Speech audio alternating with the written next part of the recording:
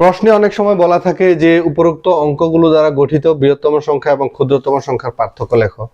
তারপরে আরো অনেক সময় বলে যে বৃহত্তম সংখ্যা লেখো, ক্ষুদ্রতম সংখ্যা লেখো। তো আমার এখানে দেওয়া আছে 4, 7, 2, 9, 0, 3, রাইট? এগুলো দ্বারা আমি বৃহত্তম সংখ্যা লিখবো আর ক্ষুদ্রতম সংখ্যা লিখবো।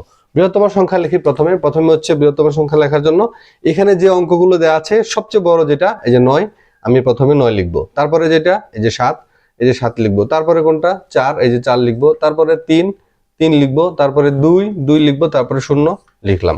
এবার ক্ষুদ্রতম সংখ্যার ক্ষেত্রে সবচেয়ে ছোট যেটা সেটা আগে লেখার কথা, কিন্তু এখানে 0 থাকার কারণে 0টা আমরা তারপরের যে এর 0-এর চেয়ে যে বড় সেটা লিখবো প্রথমে 2, তারপরে দিব 0, তারপরে হচ্ছে 3, তারপরে বড় কোনটা 4, তারপরে বড় কোনটা 7, তারপরে বড় কোনটা 9। ব্যাস হয়ে গেল।